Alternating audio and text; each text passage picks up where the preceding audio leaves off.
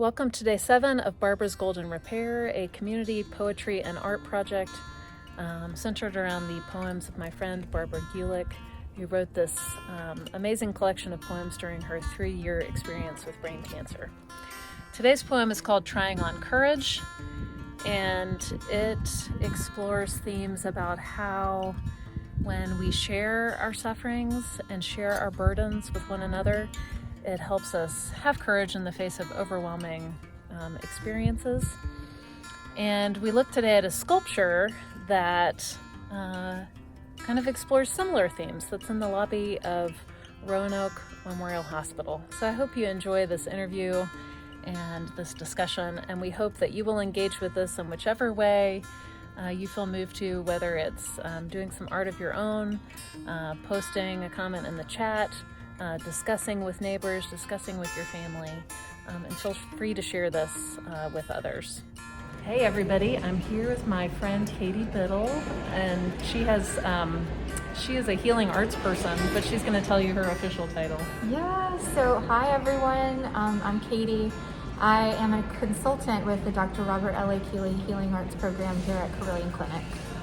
And we're here in the lobby of Roanoke Memorial Hospital, which is very busy, and there's lots of people walking by, so it's kind of noisy.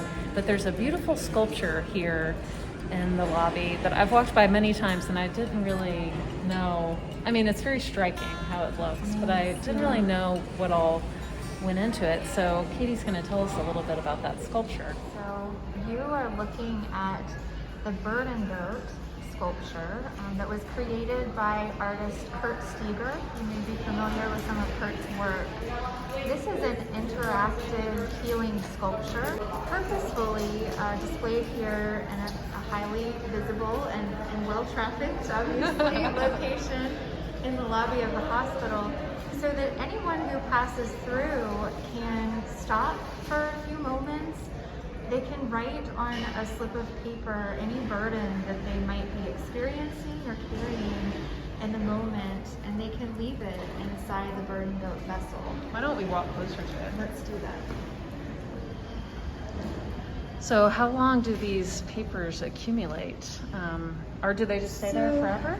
So no, typically we hold a ceremony every 6 months or so, during which we walk the vessel out with our security team to the Healing Garden, which is adjacent to the hospital. Out that way. Lovely, right by the river. And we stand the boat there, and we take all the burdens that have accumulated.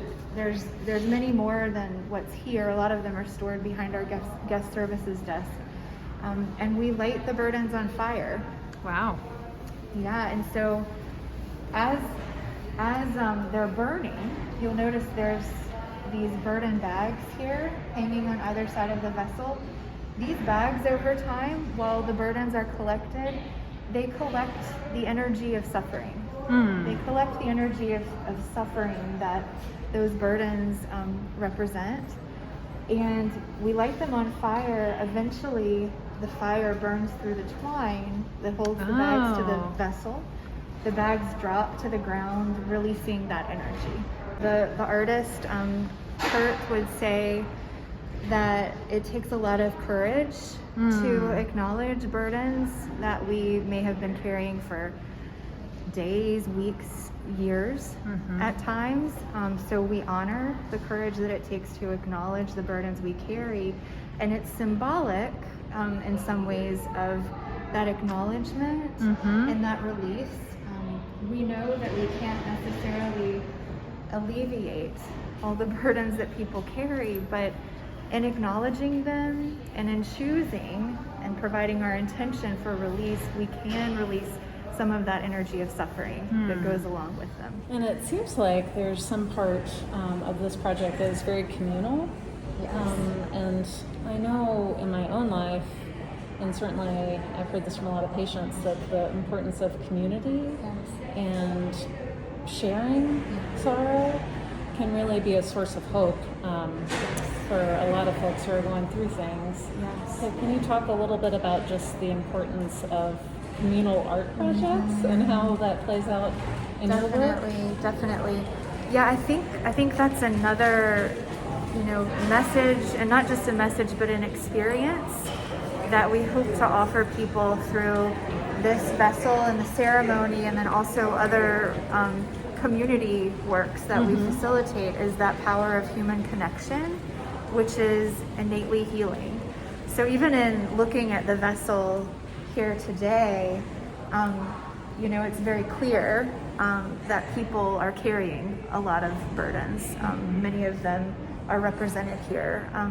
So for people to know that they're not alone in their suffering, suffering is experienced, and is different for different people, but there is some universality in the experience of suffering itself, that we're not alone. Most of the time, we aren't wounded, and we don't experience being burdened in isolation. And the same is true of healing. We don't heal in isolation. That reminds me of one of my friend Barbara, who wrote all these poems that this project is about. One of her favorite books is the Book of Joy, which is a conversation between the Dalai Lama and Desmond Tutu. And one of the things the Dalai Lama says in that book is that when you look just at your own suffering, it increases. But when you consider the suffering of others, it alleviates your own suffering in a way that, because you realize you're not alone in that suffering. Yeah. You are in it, with many other people, and for some reason that's very comforting and healing. It is. So how cool that my hospital has this in the lobby. I love it. I want one for my house. Right. Yeah. What do you think? Yes. Well, and so the good news is you can, it won't be this vessel in particular, but there are ways to create ceremony in our lives, and to release, to celebrate, whatever sort of enactments that we are hoping to bring into our own lives. Let this be an inspiration to you. This boat is open for all, to leave their burdens here. We also do have an online platform so people can submit virtually, and we print those burdens out and we include them in our ceremony. So I can share that link with you. Great. Yeah, I can put that in as the well. Chat. Yep. You were mentioning before, this power of community and the connection. There's something, even though we're talking about sorrows and we're talking about burdens and suffering, there's something very hopeful about this.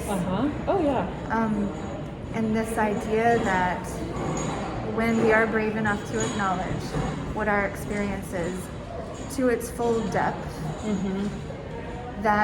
and we choose to do something with it, whatever that something is that looks, that feels right for you, that it opens up space within us for possibilities. And that's a space where we can connect more fully with ourselves, and also with one another, with the environment, with the energies that surround us. It's that space of hope and possibilities that exists, no matter what our circumstances are, and no matter whether a problem we have can actually be fixed, or whether we want to fix it or not. That space exists. Absolutely. Yeah. Well, thank you so much for explaining the sculpture to me. Now I'm gonna have to come by and leave some of my own burdens there. Please do. And thanks for all the work that you do with the healing arts. Thank you. Thanks so much for talking with me. It's been a pleasure. All right. Bye. Trying on courage. When something rocks your world, how do you return to believing that you are safe, that you can be happy again, to live with possibility as hope instead of fear? Hold my hand and guide me gently across this chasm. Help me forget that we are all mortal. Or maybe instead remind me that I shouldn't be afraid of the rocking of worlds.